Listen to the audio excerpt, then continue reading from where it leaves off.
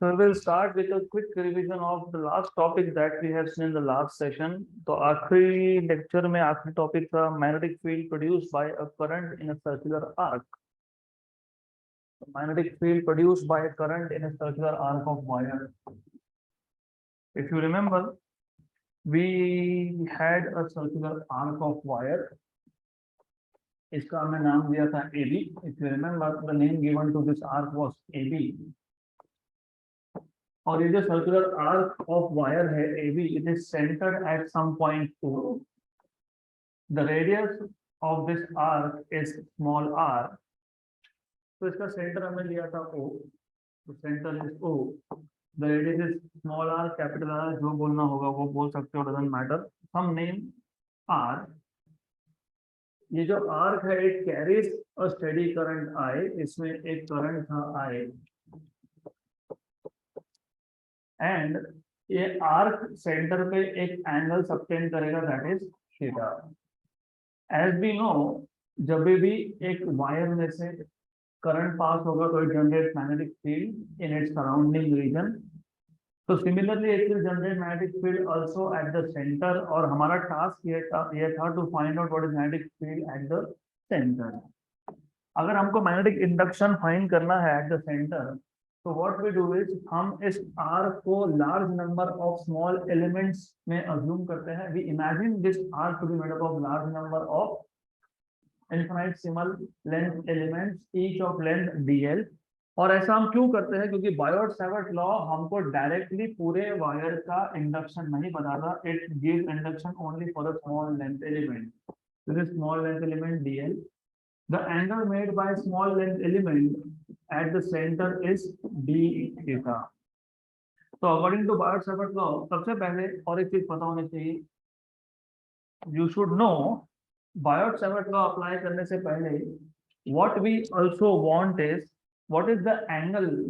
याद है क्या? Angle between the center of length element and the line joining the length element to that of point O.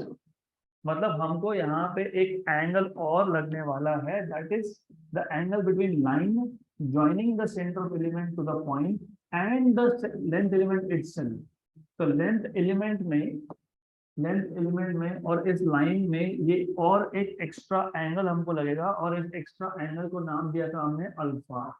तो you must remember this angle is called as alpha in this case, और ये alpha angle आता है 90 degree.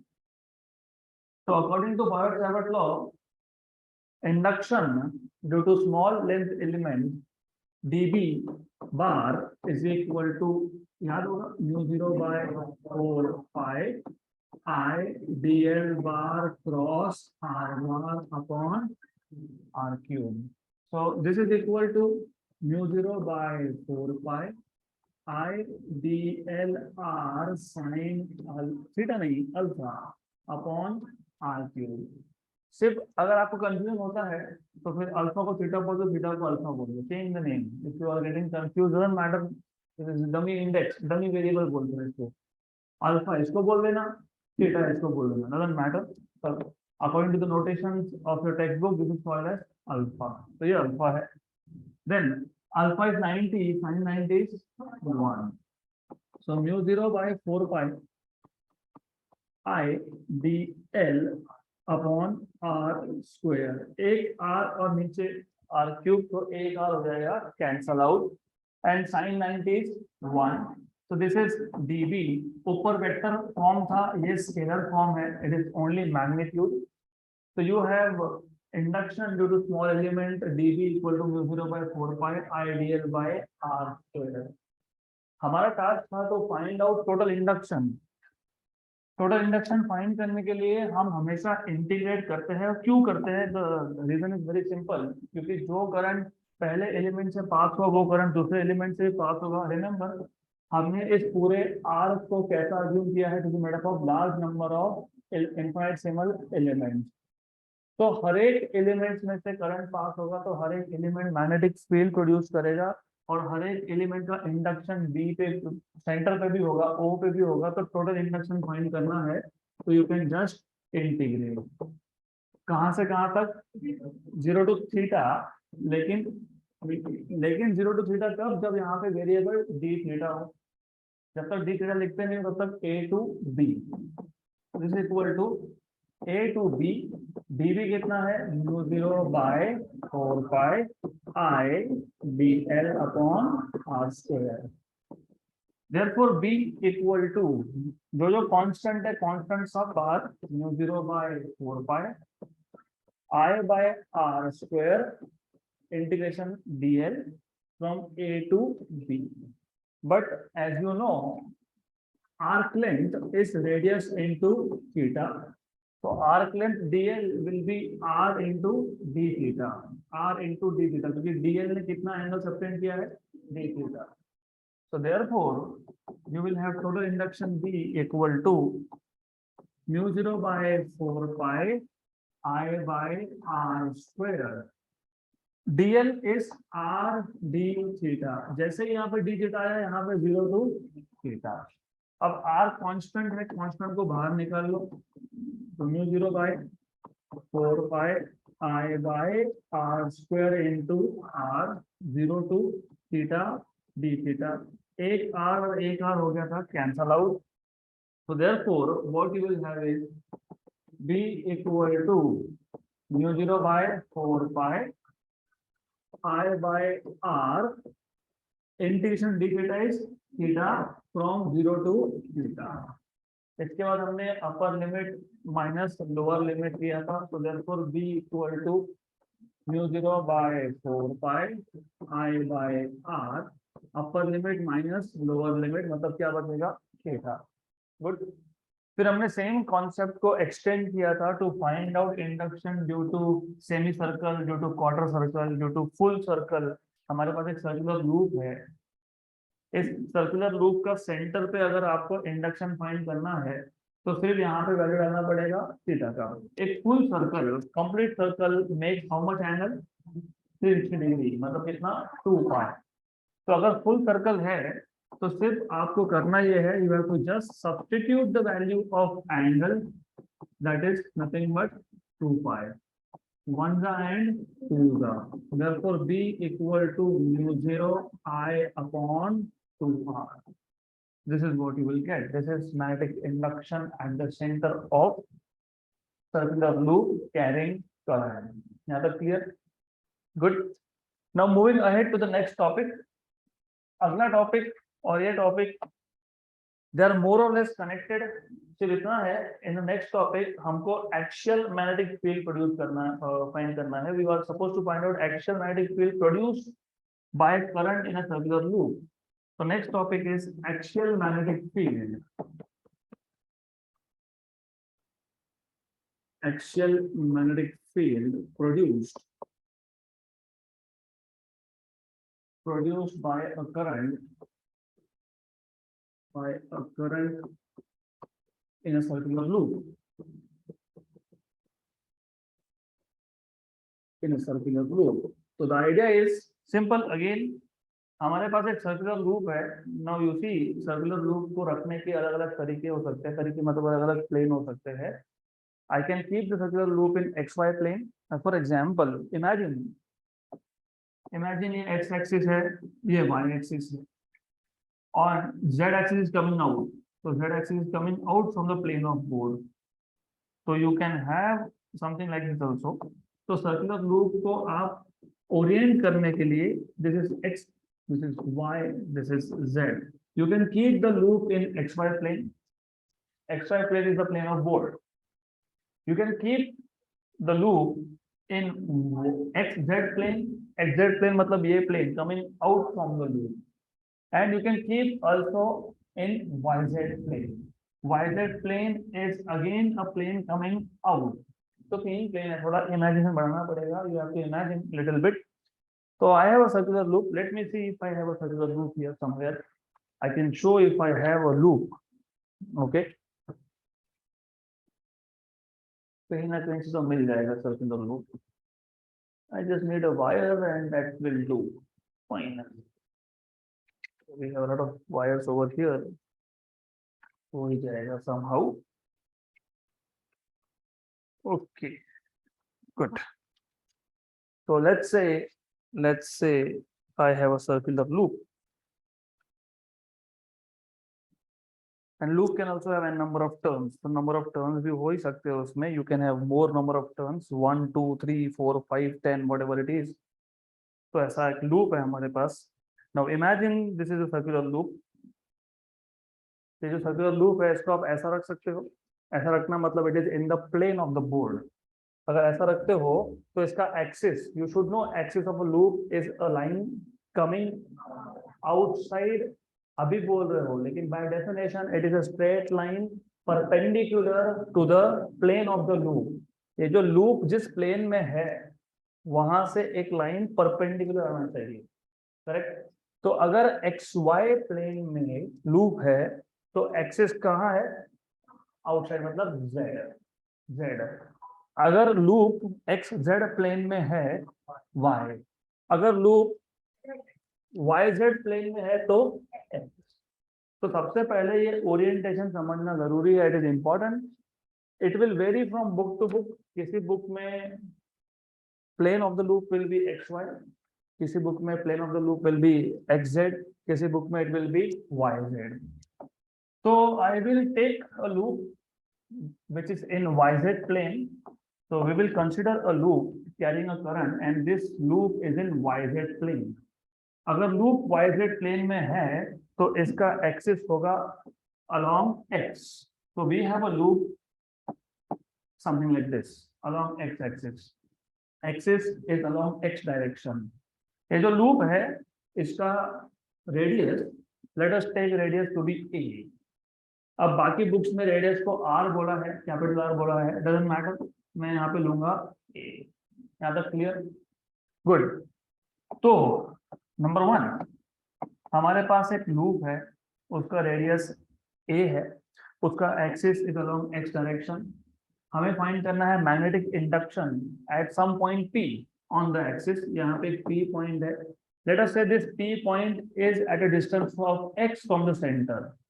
तो जिस P point पे हमको induction find करना है, we want to find induction, वहां पे पी पॉइंट पे इस पी पॉइंट का डिस्टेंस सेंटर से कितना है? एक्स. देन इंडक्शन तब होता है जब करंट हो. तो you have to imagine this current in this loop. तो थोड़ा सा मैं लूप को बड़ा कर लेता हूँ. Okay, little bit. Good. Remember, जब तक करंट नहीं होगा there will be no magnetic induction. तो करंट दिखाना पड़ेगा. We will show current here.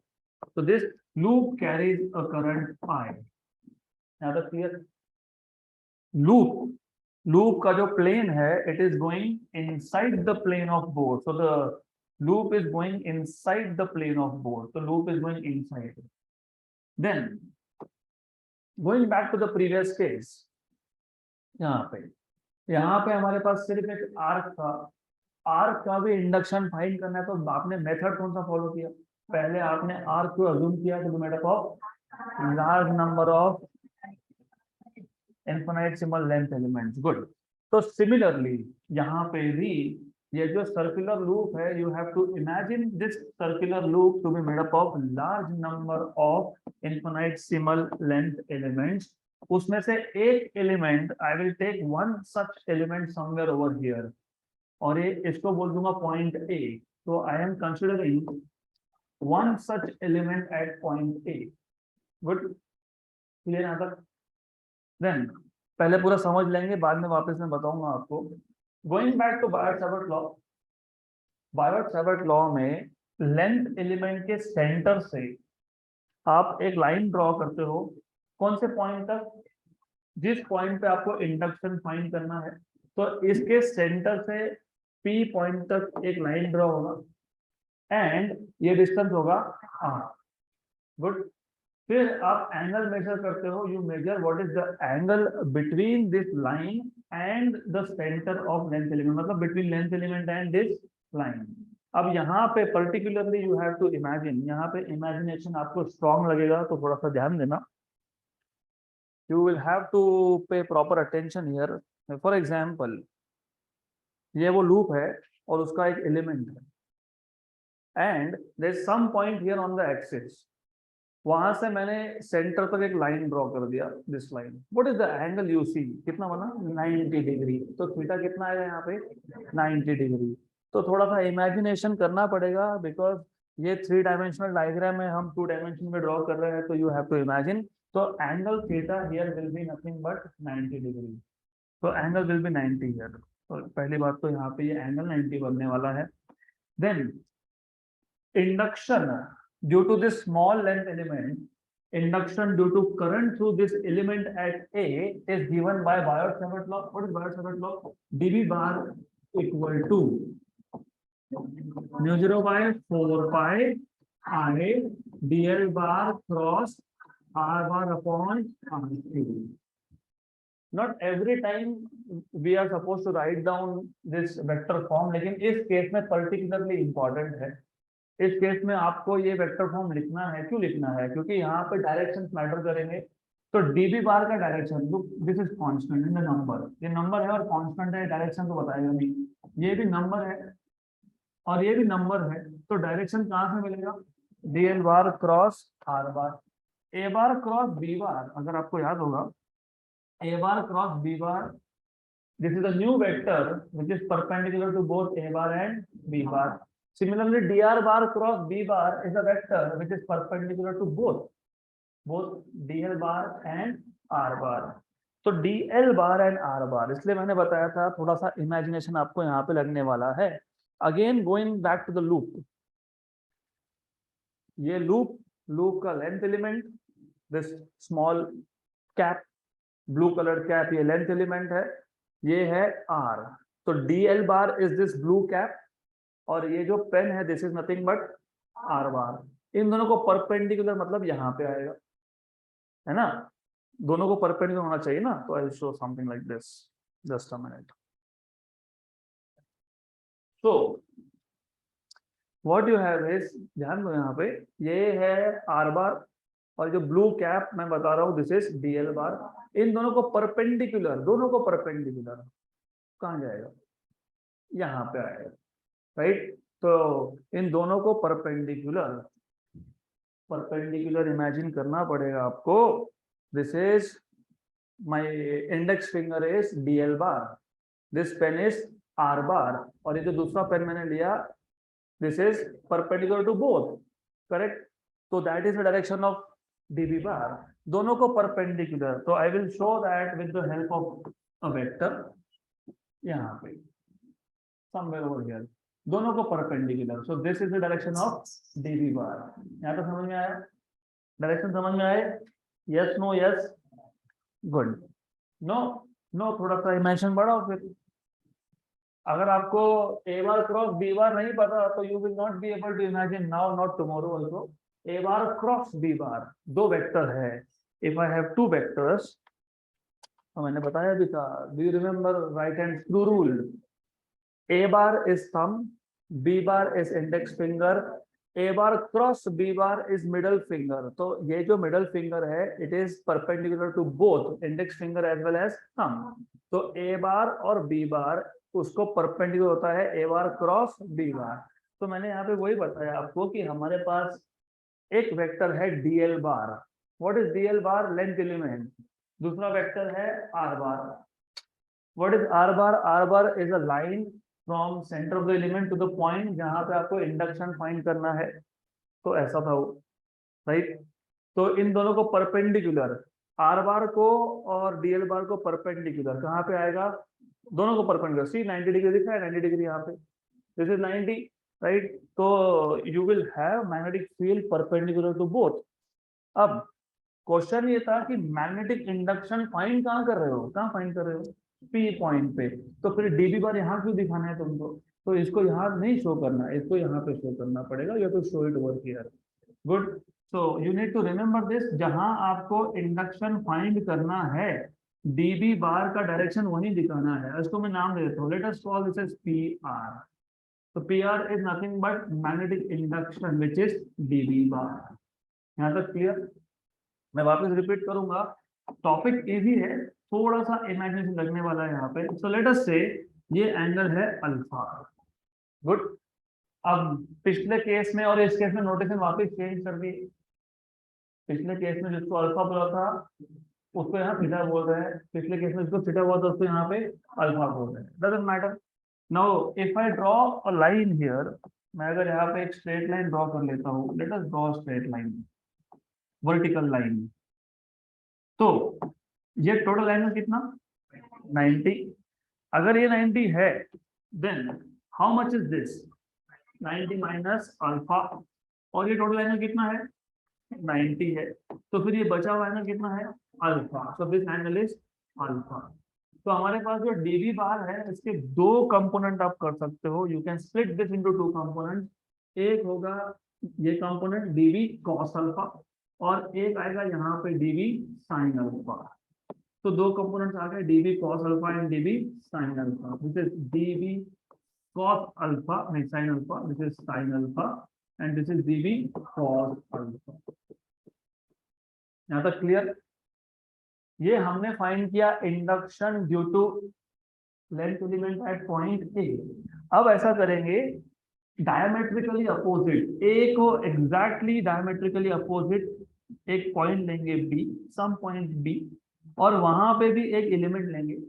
अब उस एलिमेंट का पी पॉइंट पे इंडक्शन फाइंड करेंगे। तो what we will do is we will find what is the induction at point p due to a length element which is diametrically opposite at point b. तो ये distance r, ये distance a है, तो ये distance b a है, तो distances are same, distances are same, सिर्फ direction. जैसे आपके पास magnetic field at point a का डायरेक्शन था perpendicular to both dl bar and r bar, वैसे ही similarly you will have magnetic field which is perpendicular to both dl bar and r bar. तो ऐसा perpendicular आएगा, लेकिन ये vector है और हम मैग्नेटिक फील्ड कहाँ फाइंड कर रहे हैं, यहाँ पे। तो यहाँ दिखा देंगे इसको, तो इसको मैं नया नाम दे दूंगा, इसको बोल दूंगा आर डैश, क्योंकि वो पी आर था, ये आर डैश है। एक काम करते हैं, इसको मैं बोल देता हूँ एस, इसको बोल देता हूँ मैं क्यू। गुड। जैसे ये एंगल अल्फा है, तो ये एंगल भी कितना है, अल्फा है।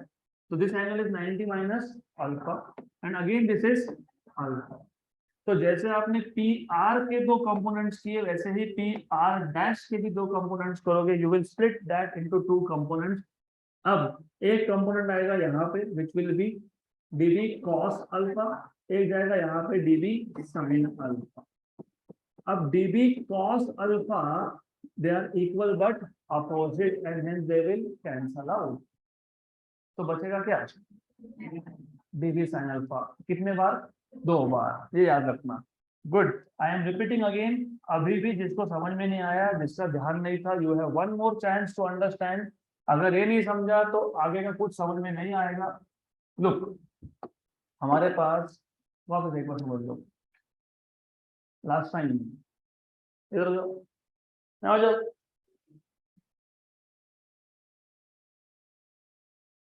हमारे पास एक सर्कुलर लूप है, we have a circular loop which is carrying a current.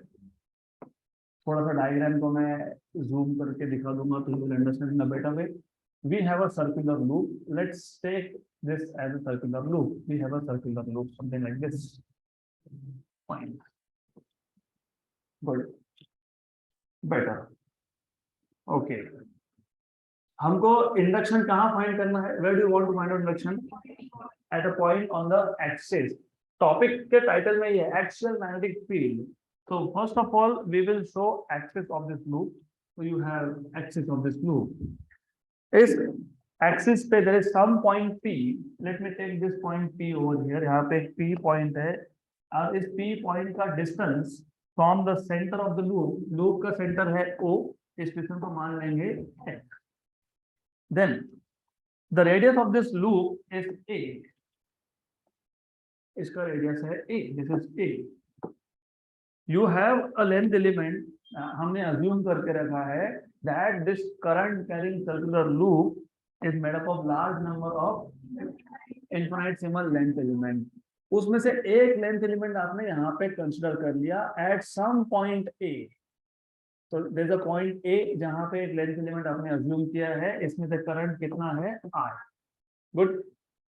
अब बायोट-सावर्ट लॉ अप्लाई करना है, तो according to Biot Savart law, length element के सेंटर से पॉइंट P तक you have to draw straight line. इस डिस्टेंस को हम बोलते हैं r। क्लियर? देन मैंने आपको ऑलरेडी बता दिया, ये जो आर वेक्टर है ये लेंथ एलिमेंट के साथ कितना एंगल बनाएगा, 90 डिग्री। तो यहाँ पे थीटा कितना होगा, 90 डिग्री। और इंडक्शन आपको फाइंड कहाँ करना है, पी पॉइंट पे। लेकिन इंडक्शन का फॉर्मूला अगर आपको याद होगा, according to Biot Savart law, dv bar equal to mu 0 by 4 pi I dl bar cross r bar upon, तो dl और r बार दोनों को परपेंडिकुलर होगा dv बार। तो dl लेंथ एलिमेंट और ये r बार इसको परपेंडिकुलर है dv बार। तो dv bar is perpendicular to both.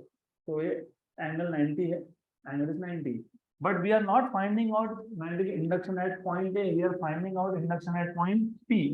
तो मुझे यहाँ पे बताना पड़ेगा dv, तो दिस इज dv। इसको एक काम करते हैं, इसको नाम दे देते हैं R। So this is magnetic induction dV at point P due to current through element at A।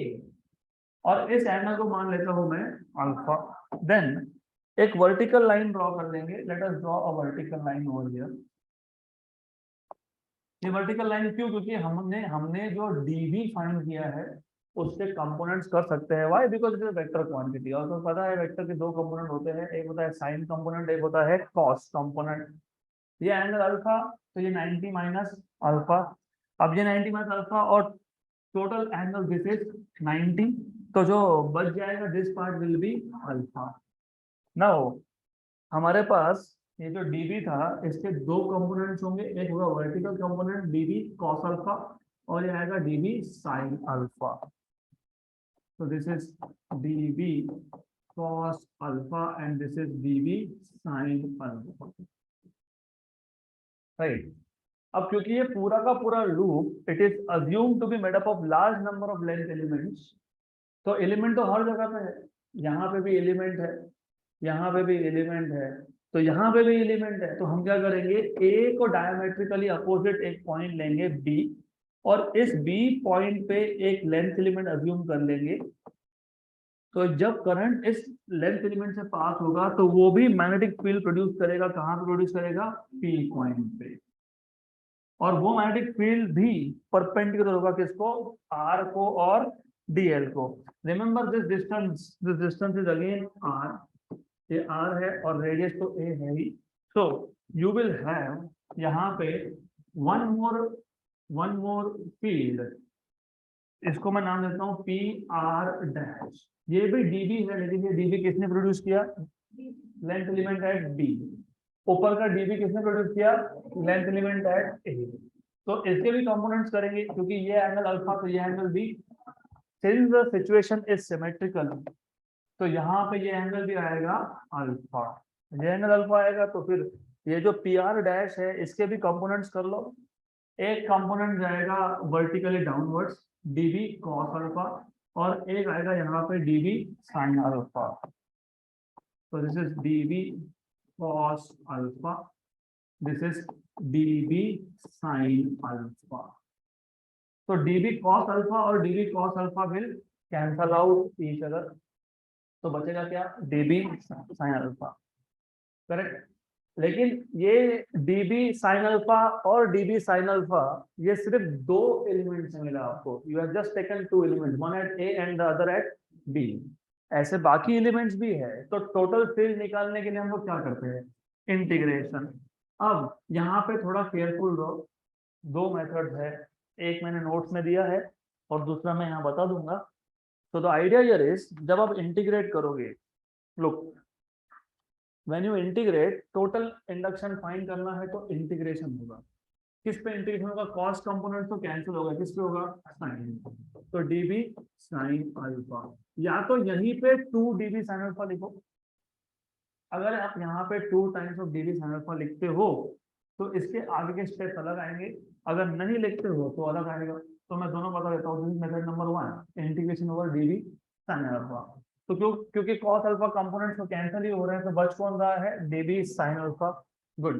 तो therefore b equal to integration dB। लेकिन dB क्या था, ये तो वेक्टर फॉर्म था ना, स्केलर फॉर्म क्या था, mu 0/4 pi I dl upon r square. क्योंकि यहाँ पे आप लिखोगे आई d L R sine theta, theta कितना है 90, साइन थीटा कितना है 1, और नीचे क्या था आर क्यूब, आर और आर क्यूब तो क्या बचा आर स्क्वायर। तो you will have d v equal to mu 0 by 4 pi I d l by r square. तो सब्स्टिट्यूट कर दो यहाँ पे, तो you will have mu 0 by 4 pi I d l by r square and sine alpha. What is sine का formula, opposite upon, तो alpha का opposite कौन है हाइपोटेन्यूज कौन है, तो साइन अल्फा क्या आएगा ए बाय आर। तो देयरफॉर बी इक्वल टू, अब जो जो कांस्टेंट है बाहर mu 0 by 4 pi constant, I constant, a constant क्योंकि a radius, r square into r, r cube is not constant. Why not constant, look ये right angle triangle है, this is right angle triangle, so from Pythagoras theorem, what you will have it r square equal to x square plus a square, मतलब x square, अच्छा are square तो मिल ही गया तो ठीक है, हमको आर ही चाहिए, तो what is r from here, what is r x square plus a square raise to half, तो आर क्यूब क्या आएगा फिर x square plus a square raise to 3/2। तो पुट दिस ओवर हियर, पहले सब्स्टिट्यूट करके देखो फिर देखते हैं हम लोग। तो this will be equal to, this is equal to mu 0 by 4 pi I a integration d l upon are cube is x square plus a square raise to 3/2। X constant है, a constant है, तो ये पूरा का पूरा constant है। अब आप बाहर निकाल सकते हो, तो अनलेस जब तक आप आर के लिए सब्स्टिट्यूट नहीं करते हो you can not take that out, क्योंकि यू डोंट नो इस आर में एल है या नहीं, तो है क्या एल नहीं, तो आप बाहर निकाल लो। तो therefore you will have mu 0 by 4 pi I a x square plus a square raise to 3/2 integration d l. Good. अब मैंने आपको बताया दो मेथड्स है, it all depends on this integration d l. See अगर आप यहाँ पे 2 लिख देते, रिमेंबर अगर यहाँ 2 लिखते तो यहाँ पे 2 आता, यहाँ पे 2 आता, यहाँ पे 2 आता, यहाँ पे भी 2 आता। अब प्रॉब्लम ये है कि अगर आप 2 लिख रहे हो इसका मतलब आप दो एलिमेंट्स की बात कर रहे हो, कितने एलिमेंट्स की, तो 2 times of dB sine alpha, remember 2 times of dB sine alpha. 2 लिखने का मतलब ये था कि आप दो मतलब पेयर का इंडक्शन कैलकुलेट कर रहे हो, सिंगल का कर रहे हो क्या इंडक्शन, कैलकुलेट कर रहे हो आप पेयर का। तो जब इंटीग्रेशन डीएल करोगे, अब इंटीग्रेशन डीएल का मतलब क्या है, सारे के सारे लेंथ एलिमेंट का एडिशन, सर्कल पे जितने भी लेंथ एलिमेंट्स होंगे सबको मैं ऐड करते जाऊंगा तो क्या मिलेगा मुझे सरकमफेरेंस। सरकमफेरेंस क्या होता है 2 पाई आर, आर क्या है यहाँ पे ए, तो क्या आएगा 2 पाई ए। बट वेट, अगर आप यहाँ पे 2 लिखते हो तो आपने पहले ही दो एलिमेंट्स का लिया है, थोड़ा सा मैथमेटिक्स लगेगा यहाँ पे, if you are not able to understand वापस एक बार अच्छे से सुन लो। अगर आपने यहाँ पे 2 लिखा होता इसका मतलब आप सिंगल एलिमेंट का इंडक्शन कैलकुलेट कर ही नहीं रहे हो, आप किसका कर रहे हो दो का। तो दो का अगर पूरा का पूरा सरकमफेरेंस लोगे तो हर एक एलिमेंट डबल बार काउंट हो जाएगा, होगा कि नहीं count double. 2 times of dB sine alpha एक एलिमेंट से मिला कि 2 से मिला, तो अगर आप इंटीग्रेट करते वक्त 2 पाई आर लिखते हो, पूरा सरकमफेरेंस लिखते हो, तो आप हर एक एलिमेंट को कितनी बार काउंट कर रहे हो 2 बार। तो रिमेंबर अगर यहाँ पे 2 लिखा है, अगर यहाँ पे 2 लिखा है तो इंटीग्रेशन डी एल ये सिर्फ पाई इंटू ए आएगा, हाफ सर्कल आएगा। अगर यहाँ 2 लिखा है तो, अगर यहाँ पे 2 नहीं लिखा आपने, if you are not writing down 2 there, तो इन दैट केस यहाँ पे आप लिख दोगे 2 पाई, राइट। तो या तो यहाँ 2 लिखो, अगर यहाँ पे 2 लिखा है तो वहां पे आएगा पाई ए, अगर यहाँ 2 नहीं लिखा है तो वहां पे आएगा 2 पाई ए। गुड। तो नोट्स में मैंने यहाँ पे 2 नहीं लिखा, मतलब मुझे वहां पे इंटीग्रेशन डीएल क्या लिखना पड़ेगा 2 pi a. So this is equal to mu 0 by 4 pi I a x square plus a square raised to 3/2 2 pi a, 1 का एंड 2 का। तो अल्टीमेटली यू विल गेट क्या मिलेगा आपको, μ0/2 i a into a I a square upon raised to 3/2. This is the equation of static induction at a point on the axis of a circular loop, correct, carrying current I, of course. अब remember, इसमें भी special cases है। Case number 1, let's say कि मुझे centre पे find करना है। Centre पे फाइंड करने का मतलब क्या होता है, ये जो P पॉइंट है, दिस P पॉइंट, यहाँ जो P पॉइंट था, इस P पॉइंट को मैं एक्सिस पे ही लूंगा, लेकिन एक्सिस सेंटर भी तो एक्सिस पे ही आता है ना। The centre of the loop is also on the axis. तो अगर वो P पॉइंट को मैं एक्सिस पे ले रहा हूं, तो किसको मैं जीरो कर रहा हूँ, x को जीरो करूंगा। तो if I want to find out what is the induction at the centre of the loop, तो at the centre of the loop मतलब x equal to 0, put x equal to 0, क्या मिलेगा, μ0/2 i square 0 plus a square is a square raised to 3/2, 2 और 2 a square upon a cube, मतलब हाँ μ0/2 i by a। अगर circle का radius r होगा तो क्या लिखेंगे यहाँ पे, r लिखेंगे, good. So do you see μ0 I by 2r is the induction at the center of circular loop। इसका मतलब ये जनरल केस नहीं है, ये स्पेशल केस है। जनरल फॉर्मूला तो अभी हमने डिराइव किया। तो रिमेंबर दिस, अगर आपको दो दो फॉर्मूला याद रखना डिफिकल्ट जाता है तो इसको याद मत रखो, एक ही याद रखो। Just remember this formula, μ0 I a square upon 2 x square plus a square raised to 3/2। If you want to find out what is the induction at the center, put x equal to 0. Then case number 2, case 2 मैंने अभी अभी आपको बताया, I just told you it's not always कि आपके पास loop में single turn होगा।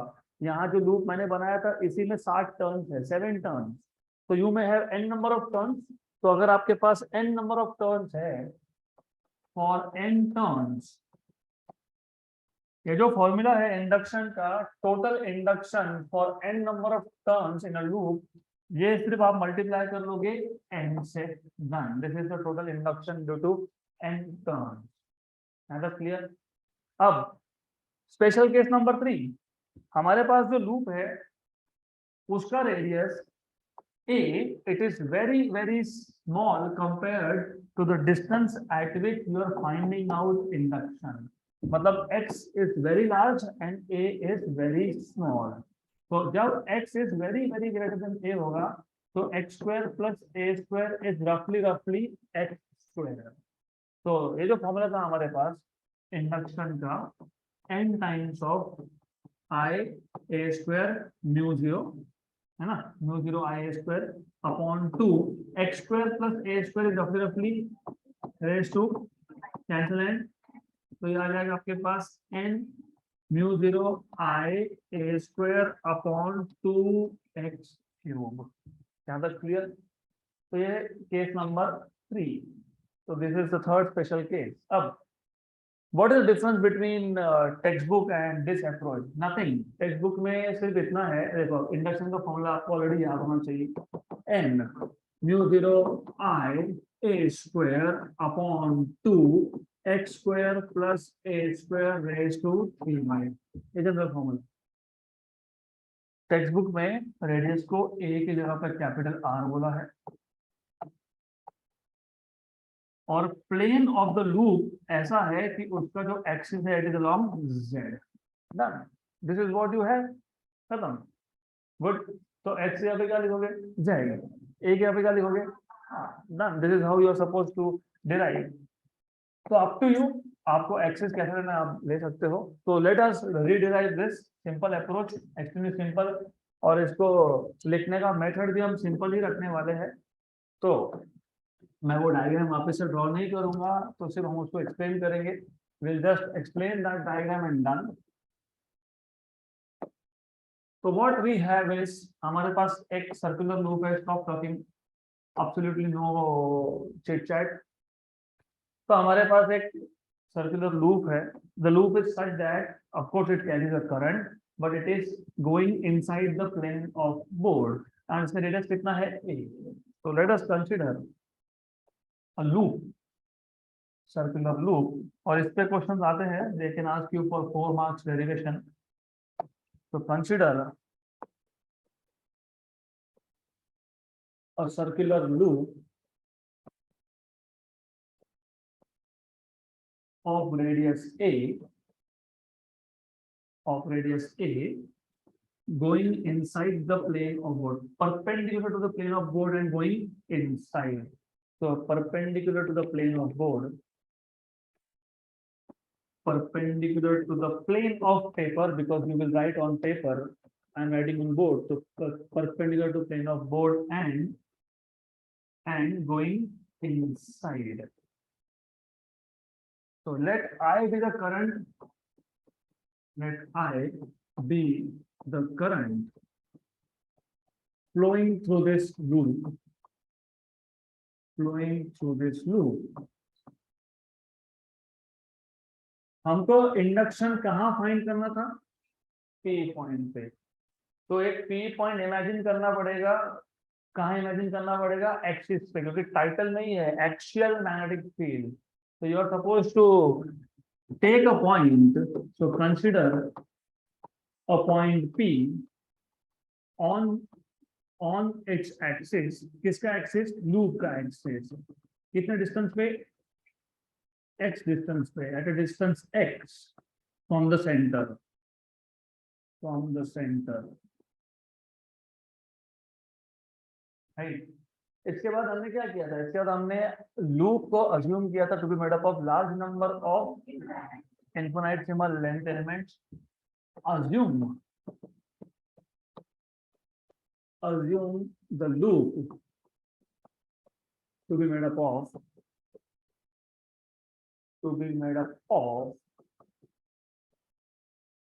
large number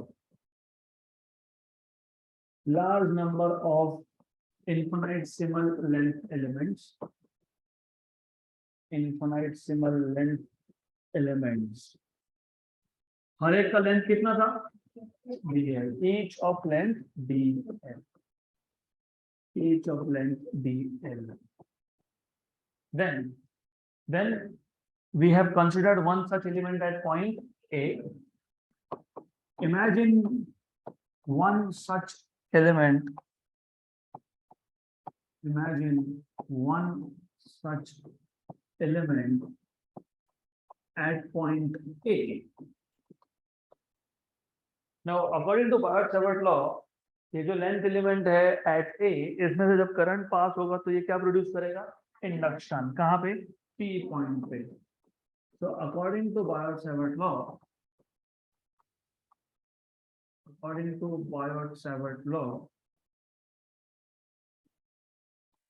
induction, of course magnetic induction at point P due to this element, due to the element at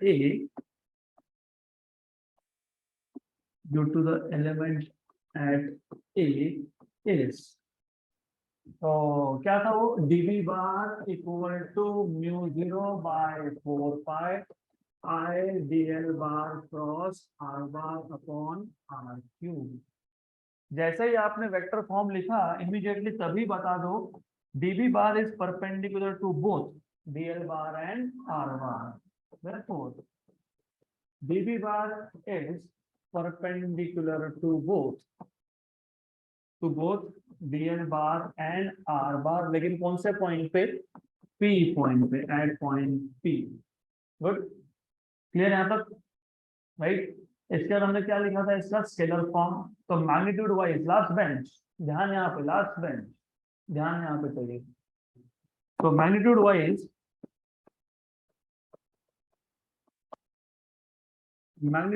what you have is देखो क्या लिखोगे यहाँ पे, dv equal to mu 0/4 pi I dl r sin theta upon r cube.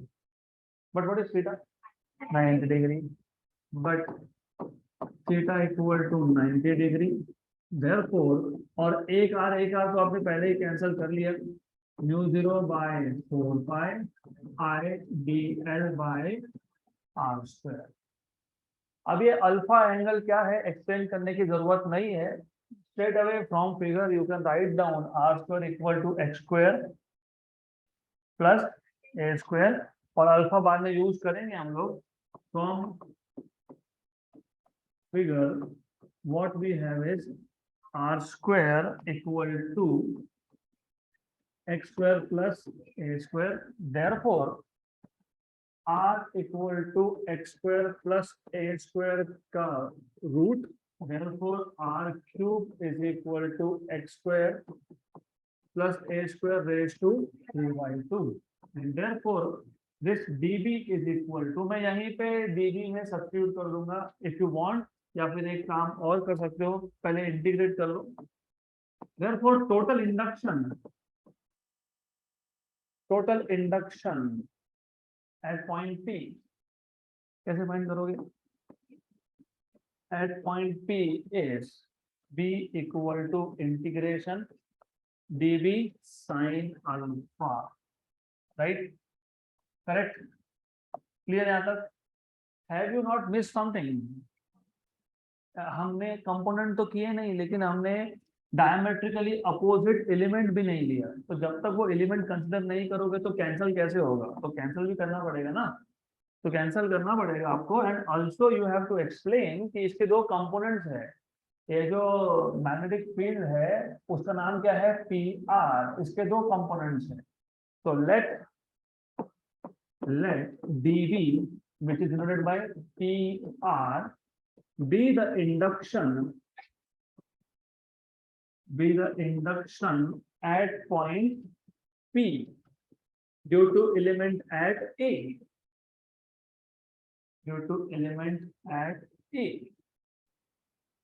अब इसके दो component कर सकते हो, you can split this into two components. तो this can be split up into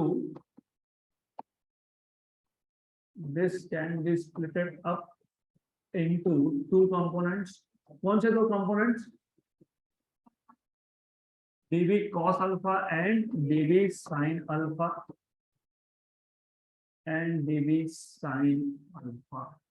right? फिलहाल कैंसिलेशन की बात मत करना, कैंसिल तब होगा जब अपोजिट एलिमेंट लोगे। तो now imagine one such element at a diametrically opposite point। कौन सा opposite point था? B। Imagine one element at a diametrically opposite point B, at a diametrically opposite point B। तो इसका जो इंडक्शन था, इसको नाम क्या दिया था हमने? क्या था? PR dash। The induction due to this element,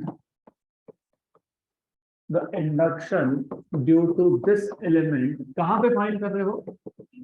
P point पे। due to this element at point P is what? PR dash।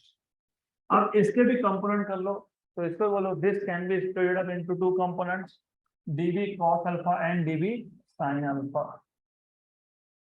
So you can split components of this also into two। दो components कर लिए हमने। कौन से दो components थी? एक कंपोनेंट ऐसा, एक ऐसा, बराबर है ना? इट्स गुड, क्योंकि एक कंपोनेंट ऐसा होता वर्टिकल। कौन सा वर्टिकल कंपोनेंट था? कॉस। और एक ऐसा horizontal component. You see physics is everywhere, you just have to find it out। So this can be split into two components, dv cos alpha and dv तो कौन सा component cancel हुआ? dv cos alpha. Therefore vertical components dv cos alpha cancels out. Cancel out क्यों होता है? Because they are equal and opposite. Equal and opposite. यहाँ तक clear? अब horizontal components will add up to give resultant induction, right? तो वो बाद में लिखेंगे. अब हम बोलेंगे total induction फाइंड करो. अब बचा कौन सा? sin alpha. So therefore total induction at point P can be obtained as B equal to integration dV sin alpha.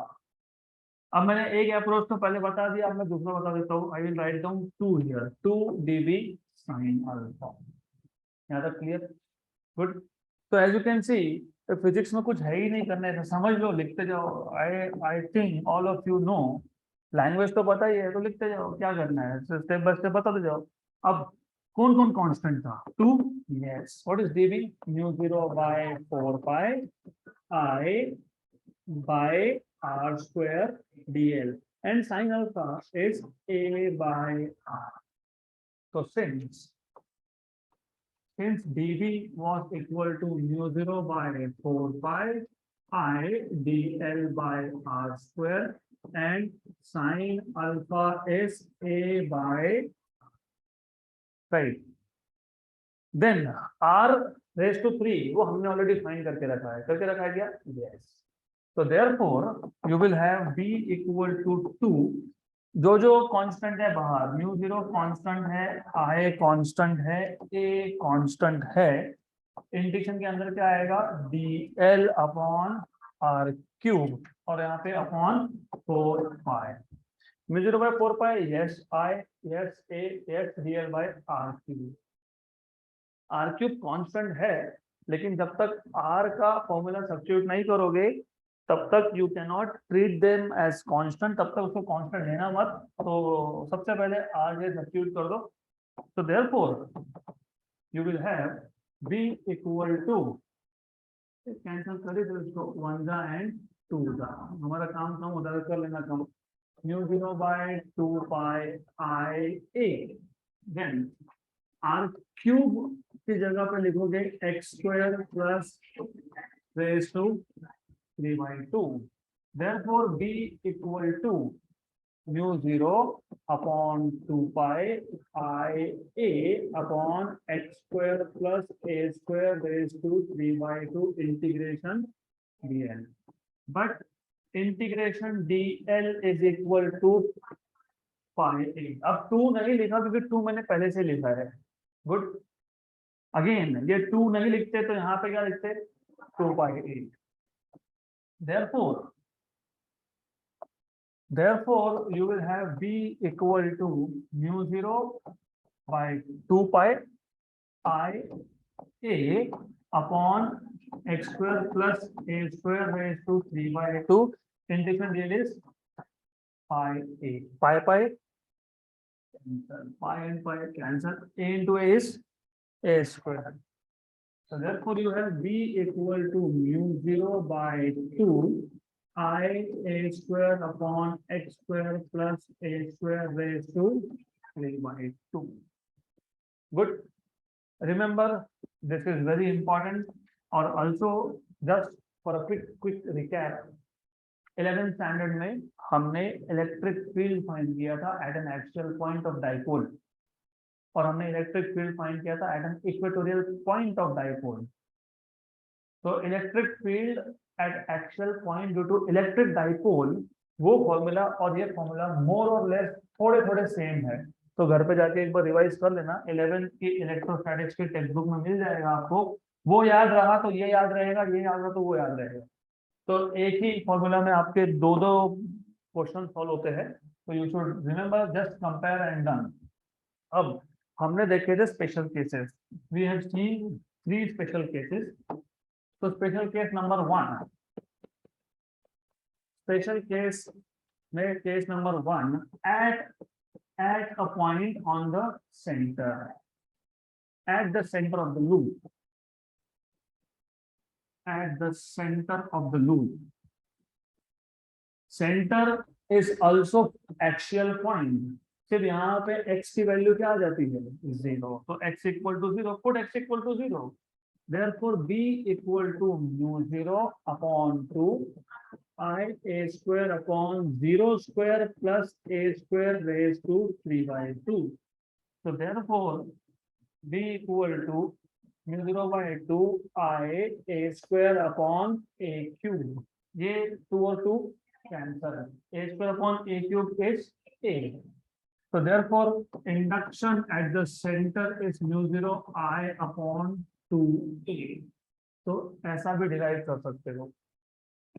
Right, then case number 2, n number of turns or n turns. अभी इस n को small लिखो, capital लिखो, whatever you want.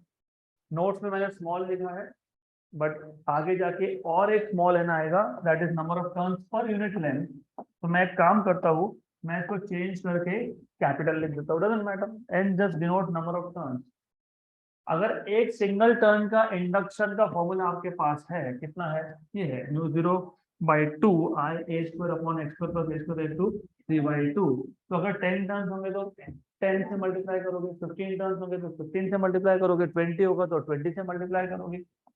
अगर n turns होंगे तो हो गया done. This is the induction due to n number of turns. तीसरा case, at a far away point. Far away point मतलब x is very very greater than a. इसमें ज्यादा सोचने की जरूरत नहीं है. तीन पॉइंट लिए हमने, एक सेंटर लिया x इक्वल टू 0, एक x लिया which is not very large, small distance. तो स्मॉल डिस्टेंस के लिए कितना आया, ये आया स्मॉल डिस्टेंस के लिए x square plus a square raise to 3/2. x equal to 0 के लिए कितना आया, ये mu 0 आया अपॉन 2a. और एक केस होगा जिसमें x is very very large, मतलब the point where you are finding out induction is far away from the center of the loop. So case number 3, at a far away point. At a far away point. अब जब far away point होता है तो by default x is very very greater than a, and therefore x square plus a square is approximately equal to x square, and therefore you will have b as n mu 0 upon 2 I a square upon x square raised to 3/2. ये और ये हो गया cancel. So therefore b equal to n mu 0 by 2 I a square upon x cube. Done. This is the formula for induction at a far away point. यहाँ तक clear. अब अगला topic है, next topic in the list is magnetic lines for a circular loop. तो magnetic lines due to circular loop मतलब basically क्या है, पहले समझ लेते हैं इसको. देयर इज नो डेरिवेशन, वहां पे कुछ डिराइव करने जैसा नहीं है, तो there is nothing there, there is nothing, absolutely nothing. यही फॉर्मूला बार बार लिख देना वापस से. We know that, what do you know, what do you know, we know that a current carrying circular loop produces magnetic field, right? And that field is given by a formula. लिखना है वापस में, बता देता हूँ how to write things down, but important is to understand concept. Concept is हमको पता होना चाहिए, अगर हमारे पास दो चार्जेस है, एक पॉजिटिव Q एक नेगेटिव Q, इसको क्या बोलते हैं वैसे, dipole. So if you have two equal but opposite charges separated by a finite distance, very small distance, then electric field line starts from positive charge and ends at negative charge.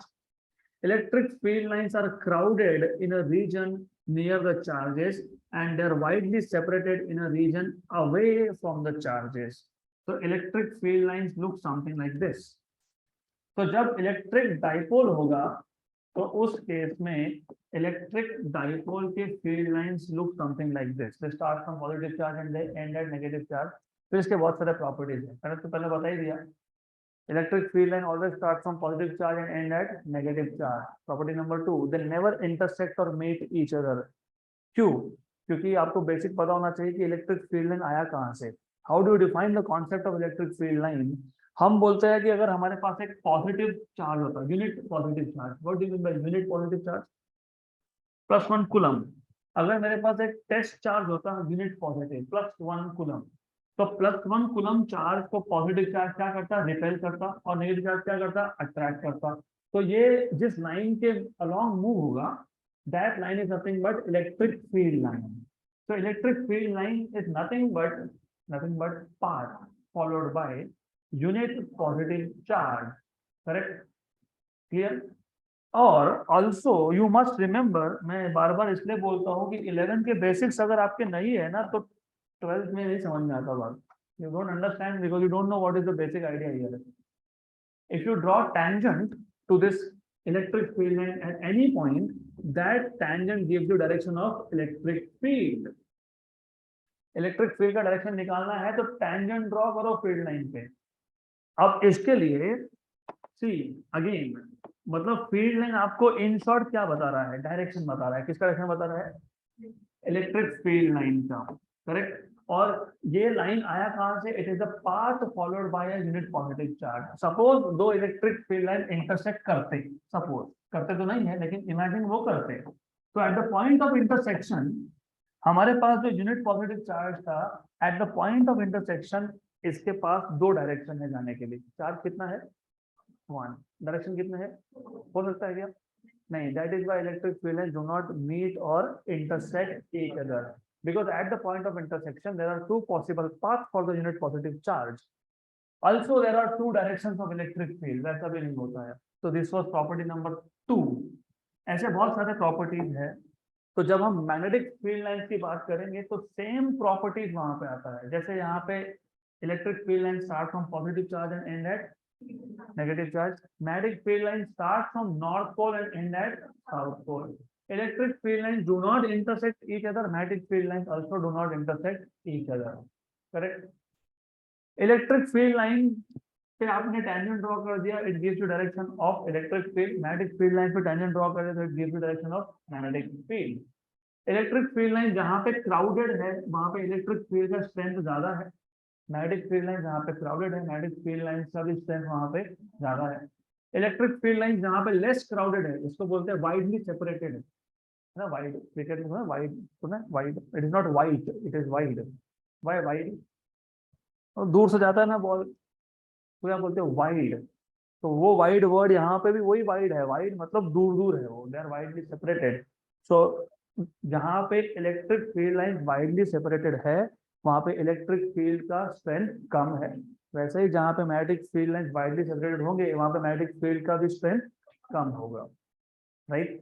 तो जैसे electric field due to dipole का formula हमने use किया, तो मैं कल बताऊंगा, वैसे ही हम magnetic field due to dipole का भी फॉर्मूला कंपेयर करेंगे in comparison with electric dipole. Good. तो बाकी का हम करेंगे नेक्स्ट सेशन में.